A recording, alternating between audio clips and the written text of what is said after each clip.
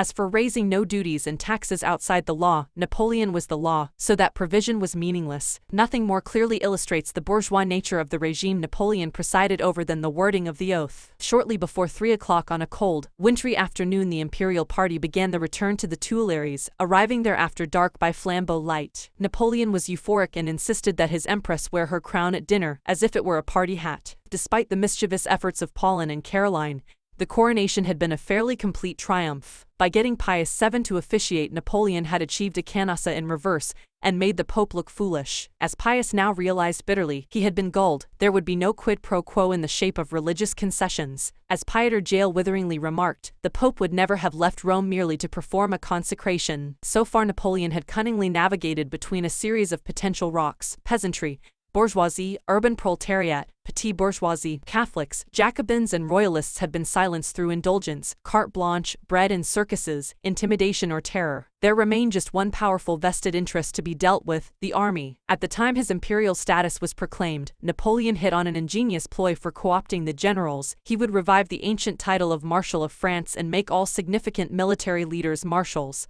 By a senatus consultum of the 19th of May, Napoleon made 18 appointments to the Marshalate. 8 more were added in later years. The marshals were also ex officio senators and were supposed to represent the interests of the army in the Senate. Some of the 18 appointments were made for obvious family reasons. Murat received his baton since he was married to Caroline, and the ungrateful Bernadotte because he had married Desiree. Then there were Napoleon's personal favorites, those who had been associated with him since Toulon or had fought with him in Italy in 1796: G.T. Berthier, Messina, Augereau, Brune, Lannes and Bessières. These were the men who considered themselves an elite within an elite. They were, so to speak, the first apostles. But just as a modern prime minister has to appoint to his cabinet individuals he dislikes personally in order to maintain party unity and maintain a balance of all shades of opinion within the party, so Napoleon had to humor all the factions in the army. The veterans of the Rhine campaigns were proud warriors who always took the line that they had fought the hardest campaigns against the toughest opponents. All who had served with Dumouriez, Kellerman, Moreau, Pichegru and Kleber regarded the army of Italy with contempt and considered that they alone had been tested against first-class enemy commanders. So Napoleon was obliged to promote to the Marshalate men who had no experience of campaigning with him,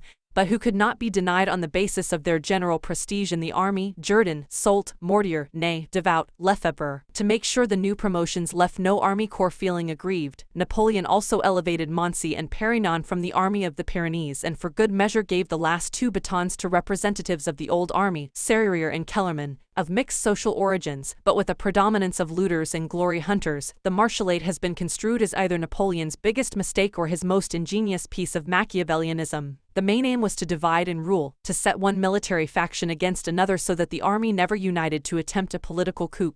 Napoleon shrewdly calculated that once inside the web of honors, titles and riches, with their women as princesses and duchesses, few would want to give up such privilege for reasons of ideology, and he realized, as few rulers or ruling classes have since, that it is not wise to give supreme honors to people who already have great financial privilege. While making sure his marshals were the equivalent in our terms of millionaires, the emperor kept them in their place by putting the Marshalate only 5th in the pecking order of court precedence, after the emperor and empress, the imperial family, the grand dignitaries of the empire, and the ministers. And, since their formal appellation was Monseigneur, they could receive the deference due to them only if they in turn acknowledged Napoleon as emperor and addressed him as sire. Napoleon easily achieved his aims of ensuring acceptance of the empire by the top brass and integrating military leadership into a new civilian aristocratic hierarchy. The individuals he elevated were a very mixed bunch. Some were meritocrats, but most were purely political appointments. This partly explains the generally lackluster performance of the marshals on the battlefield.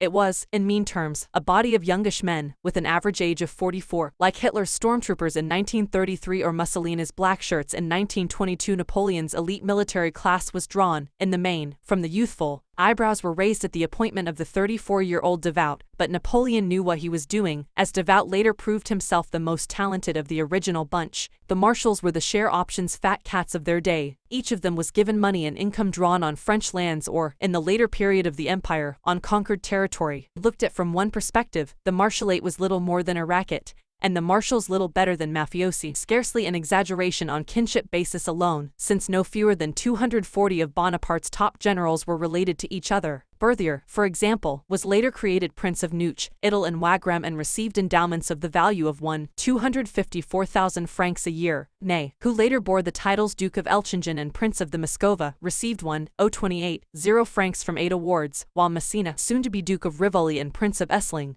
had an annual income of 638,375 francs from 5. Devout had 6 endowments producing 910,000 francs a year, while Lannes, on 328,000, looked positively indigent by comparison. But it must be emphasized that the big money came from attracting Napoleon's attention by signal services on the battlefield. Brune and Jourdan, for example, who were in the outer circles, received no endowments at all. The marshals were themselves the tip of an iceberg of a reward system that gradually reduced the higher command to the status of clients. Altogether, Napoleon created 23 dukes, 193 counts, 648 barons and 117 knights and disbursed over 16 million francs and won 261 awards in favor of 824 generals. The military were the principal financial beneficiaries of the patronage system, since even the highest-ranking civilian noble, such as Cambacérès, was on a maximum of 450,000 francs a year. Gaudin, his title of Duke of Guida notwithstanding, received no more than 125,000, which was about the usual mark for top-ranking civilian nobles. Merit, Duke of Bassano, had an annual salary of 118,000 and Rignier, Duke of Massa, was on 150,000.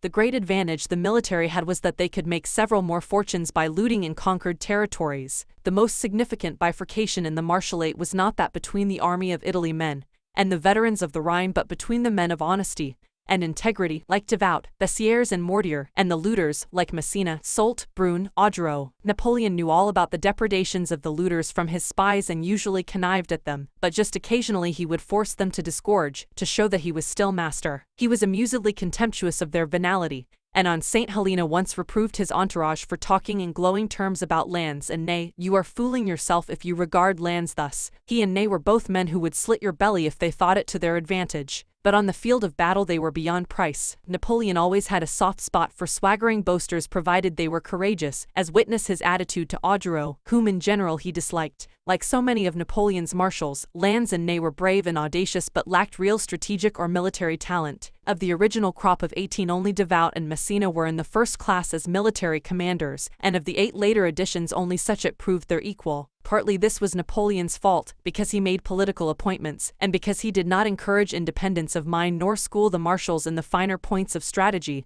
and tactics. Because the emperor always demanded absolute obedience, they were hopeless when they had to exercise individual initiative, and in the later years grew lazy and ill-motivated. Nevertheless, nothing infuriated the marshals more than the suggestion that they had been granted vast wealth for no good reason. Lefebvre once said to a man who had expressed envy of his wealth and status, "Come out into the courtyard. I'll have 20 shots at you at 30 paces. If I don't hit you, the whole house and everything in it is yours." When the man declined the offer, Lefebvre told him, "I had 1,000 bullets fired at me from much closer range before I got this." The honest and punctilious Oudinot, created marshal in R809 but a significant military presence long before this, fought in all major campaigns except the Peninsular War between R800 and Rate R4 and was wounded 36 times on 23 occasions. Always an advocate of divide and rule, Napoleon actively encouraged the many rivalries among his marshals. The nexus of intrigue and jealousy can be inferred from a simple recital. Devout, always close to Oudinot, loathed Bernadotte and Murat. There was a long-running feud between Lannes and Murat. Murat and Ney were the most unpopular marshals with no friends among their peers, so it hardly needs to be added that the two of them were also at daggers drawn. Oudinot entertained a particular animus towards Ney, as did Messina. Ney, indeed, seemed to have a talent at once for harboring grudges and for getting other people's backs up.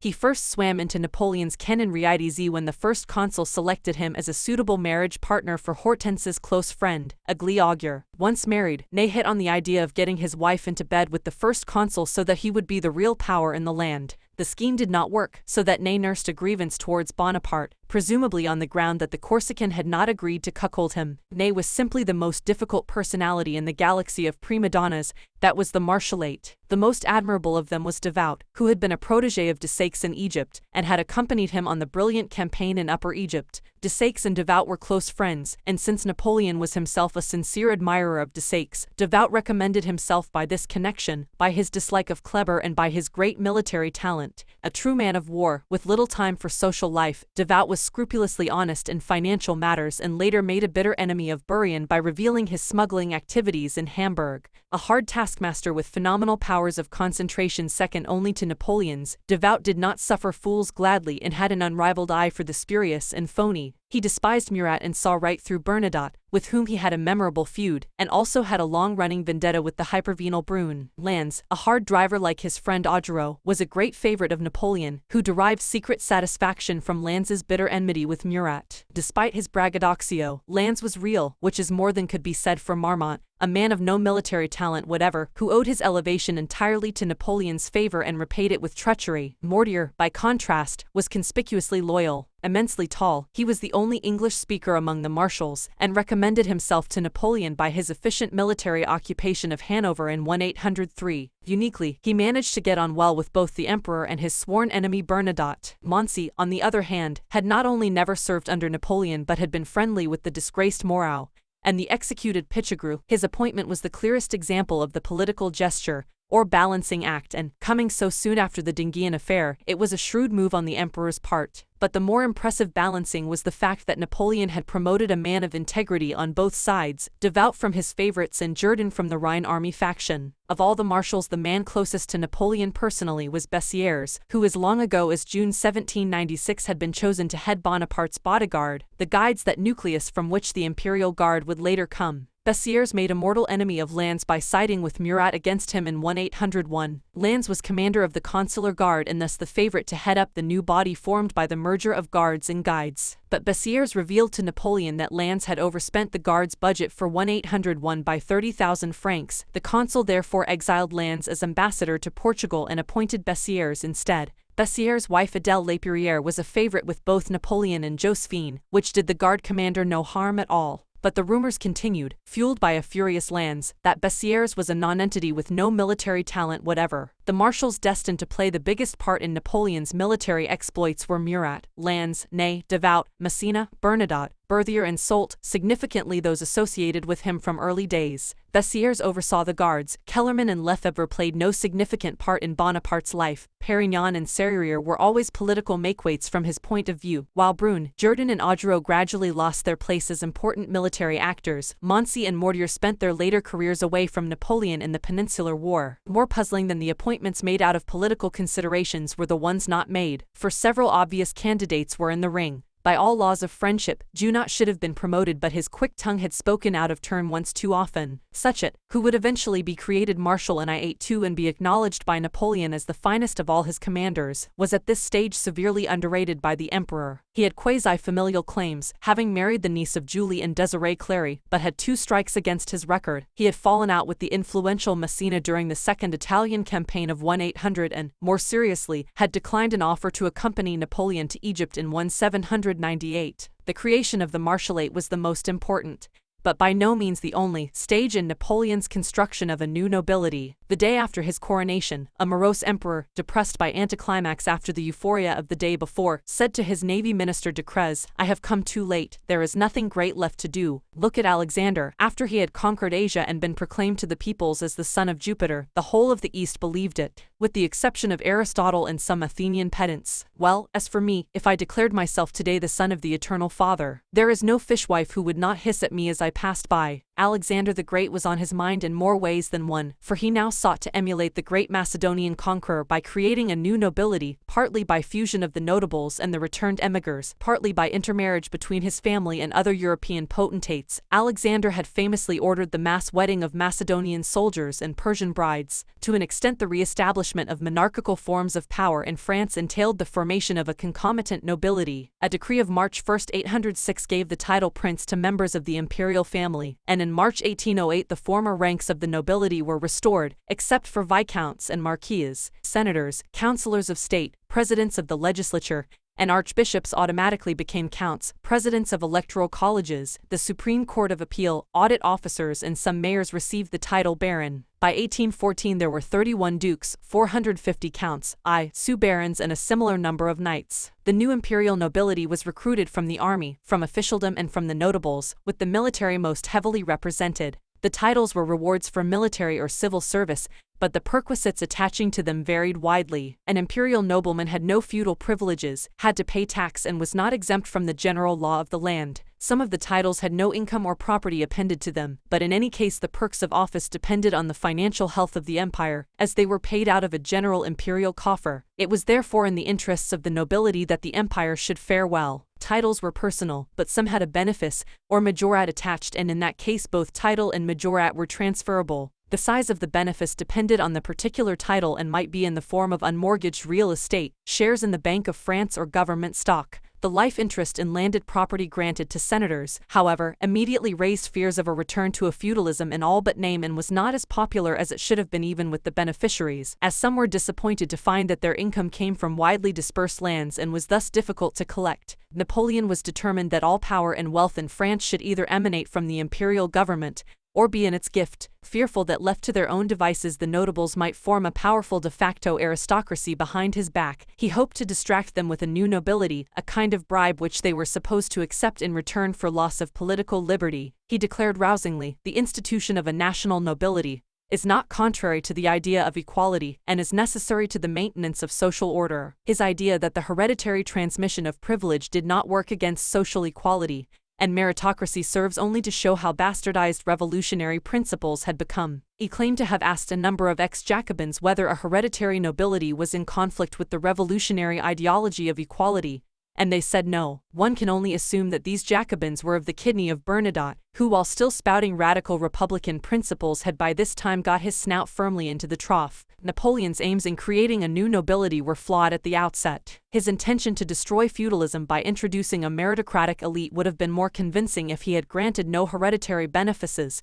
and forbade bequests from the nobility to the next generation, but in that case he would have been a Jacobin and not Napoleon. In any case, the creation of the nobility made the peasantry fear that feudalism was about to be reintroduced. The attempt to close the ideological gap between France and the rest of Europe was also a dismal failure. Intermarriage between his family and ancient regime dynasties might be accepted by Europe's royal families under duress, but fundamentally they hated and despised Bonaparte. As Stendhal said of the emperor, he had the defect of all parvenus, that of having too great an opinion of the class into which he had risen. Napoleon's third aim, reconciling the beneficiaries of the revolution with the nobility of the ancient regime, rested on too optimistic a conception of human nature, a surprising blind spot for someone usually so cynical and skeptical. The two aristocracies looked at each other with a contempt that could not be assuaged even by intermarriage. Because of the issue of national property, the two groups were divided by irreconcilable differences. The notables and the Brummerian bourgeoisie resented the reintroduction of the aristocratic principle, as it were by the back door. Banking and financial elites prided themselves on their meritocratic achievements and felt degraded by the new nobility, while the shopkeepers and petit bourgeoisie, who had been deprived of political liberty, received nothing whatever in compensation. Until 1807 the notables still feared a royalist restoration if Napoleon were defeated in battle, so they clung to him. They needed time to consolidate their gains from the empire, and to be sure they would retain them under a new regime before they could even contemplate abandoning Napoleon. But there was no deep love between emperor and notables. There was even less between Bonaparte and the returned royalists who, even as they accepted the titles, were simply biding their time, waiting for the emperor to destroy himself. Finally, those who had genuinely risen from the ranks to ennoblement were the worst ingrates of all. Far from acknowledging the favor of their benefactor, they were forever on the lookout for fresh sources of money and loot. There is a clear correlation between Napoleon's looting marshals and humble social origin. Augereau, Duke of Castiglione, was an ex-footman. Messina, Duke of Rivoli, was an ex-peddler. Lannes, Duke of Montebello, was a one-time dyer's assistant. Ney, Duke of Danzig, was the son of a miller and a washerwoman. Napoleon never grasped that there was a fundamental contradiction between raising men from the gutter to the aristocracy, even as he hankered after the titles of the ancient regime.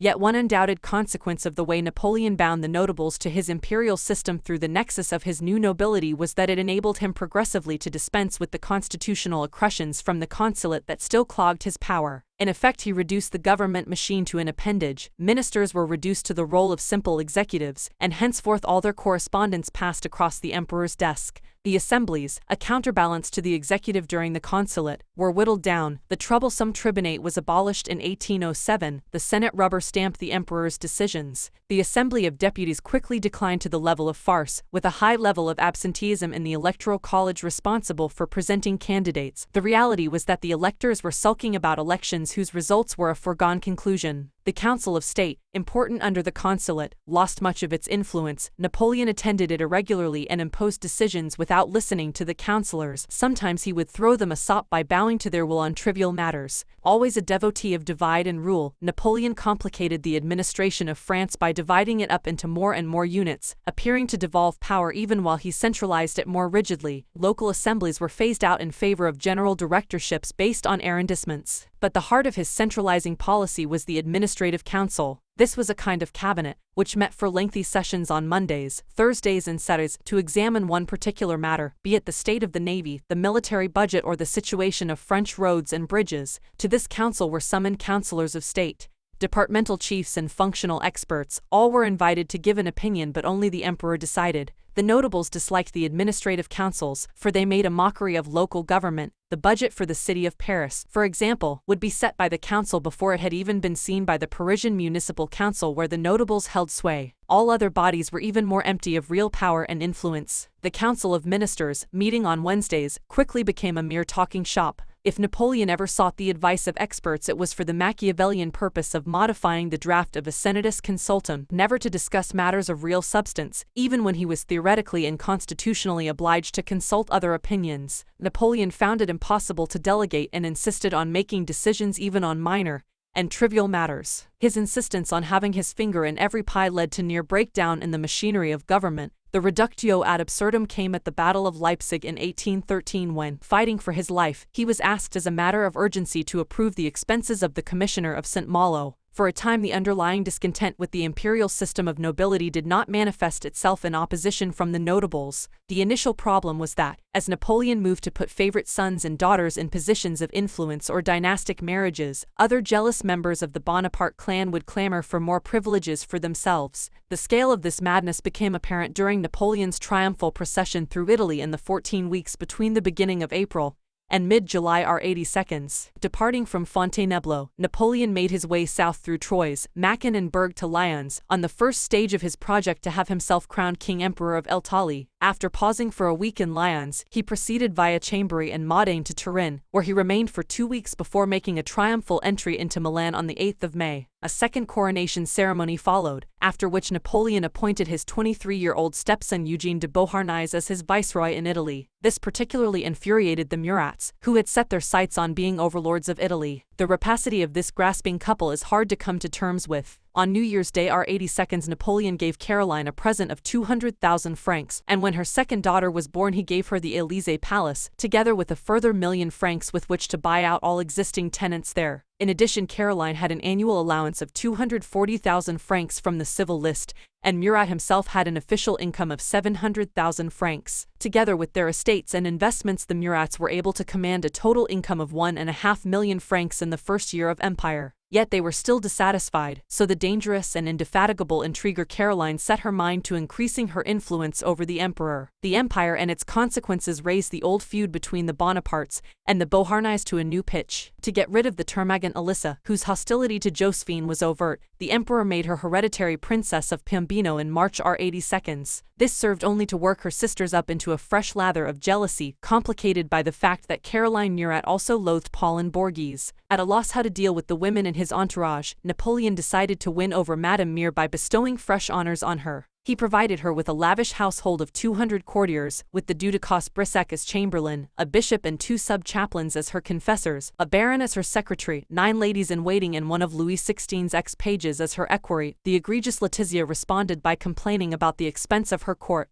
Aware that she was pathologically mean, Napoleon gave her a sackful of money to purchase the Hôtel de Brienne from Lucien as her Paris base. As her country residence she had a wing of the Grand Trianon, and, when she found fault with that, a huge 17th-century chateau at Pont-sur-Seine near Troyes, with Napoleon footing the bill for all furniture and redecoration. Madame Mir was also effectively Napoleon's viceroy in Corsica. Nothing happened on the island without her say-so. Legendarily stingy, Letizia was also, bizarrely, put in charge of the imperial charities. She still tried to rule her family with a rod of iron, but at last, overcome by the emperor's largesse, she joined his campaign to get Lucian to give up his wife. Napoleon always hoped to repeat the success he had gained with Jerome and Betsy Patterson, but the defiant Lucian refused to bend the knee. Not even pressure from his mother could sway him. Meanwhile, Letizia still sniped away ineffectually at Josephine. The Empress, when she was not spying on her husband and having rows about his amours, sought solace in grotesque clothes-buying sprees and in horticulture. She turned the garden at Malmaison into a veritable botanical paradise, and proved she was still a force to be reckoned with by her presence at the baptism of Louis and Hortense's second son, in March R82, christened Napoleon in a ceremony conducted by Cardinal Fesch, and using the ritual once employed to christen a dauphin. The child was the only ostensibly joyful sign in the disastrous loveless marriage between Louis and Hortense. Of all the Bonaparte siblings, Pauline was the closest personally to Napoleon. She was the sort of woman he approved of, a sensualist who lived purely for pleasure, be it in the form of clothes, parties, balls or lovers. By common consent the Princess Borghese was a stunning beauty, whose eccentricities provided endless tittle-tattle for the gossip sheets. Like Nero's wife Messalina, she was said to bathe in milk and to be carried into the lactic bath by a giant black servant named Paul, inevitably rumored to have been a king in Africa. When remonstrated with for her familiarity with her male namesake, Pauline replied offhandedly, "A Negro is not a man." Her fat husband soon departed to be a colonel in the horse grenadiers of the Imperial Guard, so there was no obstacle to Pauline's life of hedonism and scandal. Lacking maternal feeling, she was absent from the bedside when her only son by Leclerc, Dermide Louis, died aged 8, so Napoleon, fearing for the image of the imperial family, had to repair the damage with lying propaganda about a tear-stained matron keeping vigil. During our 805-07 Pauline was normally to be found at the Petit Trianon at Versailles, usually in the arms of her principal lover Count Auguste de Forbin, a dispossessed aristocrat who recommended himself, as Gibbon would say, enormitate membri. Such was Pauline's reputation for sexual adventure that, Bonapartist propaganda notwithstanding, the inevitable happened and her name was linked with her brothers. Bugnot, Louis XVIII's Minister of Police and Rate R. Formanus 15, made widely known a rumor that had been going the rounds in imperial times, to the effect that Napoleon and Pauline had been incestuous lovers. The source was allegedly Josephine, said to have blurted out such an accusation in R. 806 to the French scholar Constantin Volney. We may confidently reject the assertion. Josephine was prone to hysterical exaggeration and may have mistaken a typically hyperbolic Corsican gesture of sisterly affection on Pauline's part. Circumstantial evidence is entirely against the canard. It was a peculiarity of Napoleon. His admirers say because he was generous, his enemies because he regarded all women as whores, to lavish money on any woman he had been to bed with. Yet in January rate R5 he refused to pay a paltry bill of 62 francs for curtains which Pauline had incurred. Yet perhaps there was a certain poetic justice in the slanderous rumor, for as Napoleon approached the midlife he began to exhibit clear signs of a satyriasis to rival Pauline's nymphomania. To an extent the Murats made it easy for him by acting as procurers of beautiful and willing young women. By now Caroline had concluded that her alliance with Joseph was not paying off in quite the way she had hoped. She therefore persuaded an initially reluctant Murat to adopt a sycophantic line with the emperor, and to outdo the resident yes-men. The Murats threw lavish parties for the emperor and his entourage and punctiliously observed his etiquette. Josephine, with her hypersenative antennae, vaguely intuited the new influence of the Murats as being aimed at her, without as yet being able to put her finger on why. As he approached his 36th birthday the emperor was, sexually speaking, a ripe fruit to be plucked. His infidelities were becoming more and more overt and the rose with Josephine as a consequence more and more bitter. In April R. 805, on his way to Milan for the second coronation, he had a brief fling with an unknown woman at Castello di Stupigini, about 6 miles outside Turin. But the next liaison was almost a calculated insult to the Empress, as the 20-year-old blonde Anna Roche de Lacoste was one of the ladies in waiting whose job it was to read to Josephine. Yet Napoleon did not have things all his own way during this tempestuous affair, since Lacoste herself proved capable of running more than one lover at once. Hearing rumors that Lacoste had been the mistress of his chamberlain Theodore III, Napoleon went to great lengths to ensure he and his new conquest would not be disturbed.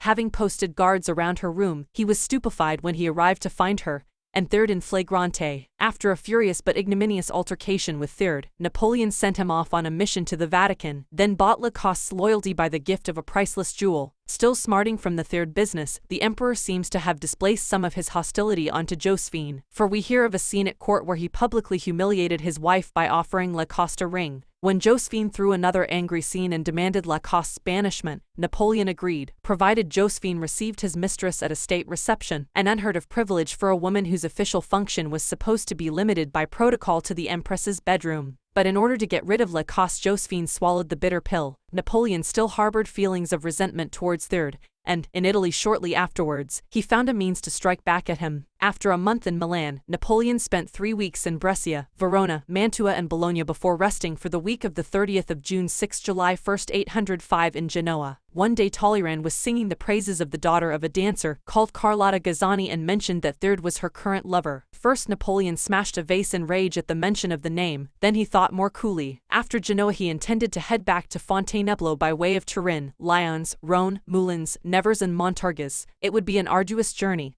And what more ingenious way to kill 2 birds with 1 stone than to take Carlotta Gazzani with him as his new mistress. At once he appointed Gazzani to fill Lacoste's place as Josephine's reader. Talleyrand pointed out this would scarcely do since Gazzani spoke no French, but a court wit came to the emperor's aid by remarking that since Italian was the language of love, Gazzani knew all she needed to. A gleeful Napoleon summoned Third and sent him on another long mission, with orders to leave at once. When Third looked dismayed, Napoleon taunted him, "Anyone would think you are in disgrace, perhaps there is some reason for it." Thereafter he made sure Third never got near Gazzani again. The luckless Chamberlain served first in Austria, then in Dalmatia and was finally required to accompany the emperor on the protracted military campaign of 187. Back at St. Cloud, Josephine tried to catch her husband in the act with Gazzani in his famous alcove room, but this time the imperial valet Constant firmly barred the way. It was on Napoleon's return from Italy, and even as he trysted with Gazzani, that the Murats played their master card. They introduced to the emperor a tall, willowy black-eyed brunette called Eleonore de Noule de la Plagne, an 18-year-old beauty with the status of grass widow since her husband was in jail. A beautiful though not very bright woman, de Noule was to be one of the most important of all Napoleon's mistresses. She was the daughter of shady adventurer parents and found a niche as personal secretary to the Murats. Later an absurd story was concocted that Murat had raped her, but the truth was that she became his lover willingly enough. The cynical Caroline was unmoved by this but saw potential in Eleonore as a real threat to Josephine. The Murats set about their stratagem with great ruthlessness. First the husband, Jean-François Honor Revel, serving a prison sentence for forgery, had to be squared.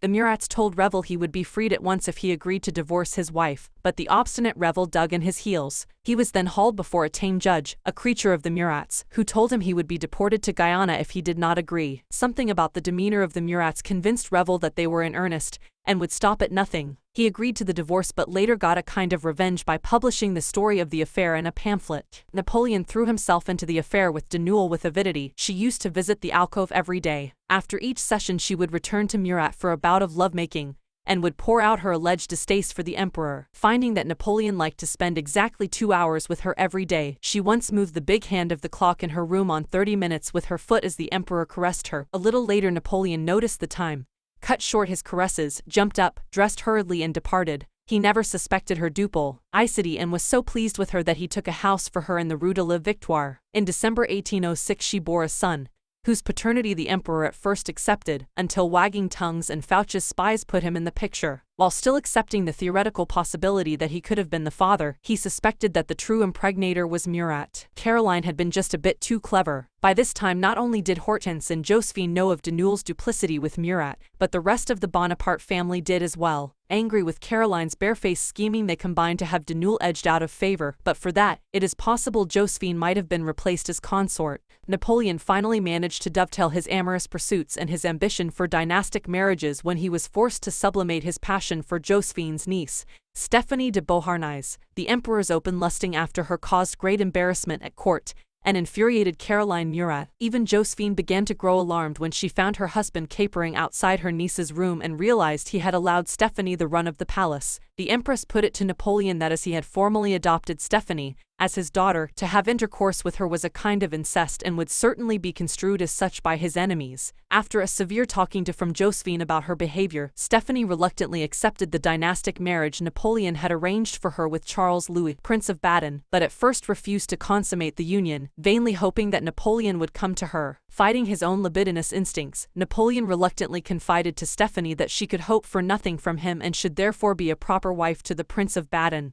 To sweeten the pill, he gave her the territory of Breisgau as a benefice, provided a necklace costing 1.5 million francs for her dowry and paid an exorbitant price for her trousseau. There is some evidence that for Napoleon Elinor de Noailles was simply a fantasy surrogate for the unattainable Stephanie. Since Charles Louis was the brother of the Tsarina, by this marriage of his daughter Napoleon had cemented his ties with the dynasties of the ancient regime. But the alliance caused uproar in the Bonaparte family, with Caroline and Madame Mir especially frothing at the mouth. To placate them, Napoleon made another huge grant of money. In some ways even more offense was given the Bonapartes by Eugene de Beauharnais' marriage to the daughter of the King of Bavaria. According to a story told by Napoleon to Gourgaud on St. Helena, the Bavarian monarch considered his daughter Augusta too pretty to be bartered away for dynastic convenience, and to prove his point brought her, veiled, to a private conference with the French emperor. When the king lifted the veil to reveal his daughter's charms, Napoleon became flustered and embarrassed, which the king read as coup de foudre. When both parties had recovered from their misreadings, Napoleon introduced Augusta to Eugene, who was a handsome and intelligent young man. Augusta took to him immediately and told her father. She was keen on the idea of the marriage, which was celebrated on the 14th of January R806. Given the general loose morality at Napoleon's court, a tone he set himself in which was so much at odds with the official face presented to the world, it was not surprising that the imperial court quickly became a subject for ridicule in European capitals. German aristocrats who despised the Corsican as an upstart sniggered as they told stories of masked balls where the emperor was supposedly incognito but instantly recognizable from his distinctive gestures and body language, a court where money grubbers like Soult and Messina rubbed shoulders with masters of duplicity like Fouch and Talleyrand, where malcontents like Bernadotte could be seen cheek by jowl with nymphomaniacs like Paul and Borghese, and where the emperor himself alternated between lust and insult in his relation with the women, was never going to be the headquarters of a philosopher king. The entire imperial style, whether in architecture or entertainment, reeked of vulgarity, ostentation, conspicuous consumption and chip-on-the-shoulder aping of the baubles and excesses of the ancient regime. There was something pathetic in the way pompous new rituals were introduced at court, and about the hunt and shoot and fish an ethos Napoleon admired in the belief that it was chic even though he himself was a very bad shot, and was hard put to hit Josephine's sedentary swans at Malmaison. One critic described Napoleon's court as the sort of colorful shambles one might expect from an amateur theatrical company on rehearsal night. Only one thing prevented the first Napoleon from descending to the level later occupied by his epigon Napoleon III, and his carnival empire, the military genius that was now to make him master of Europe.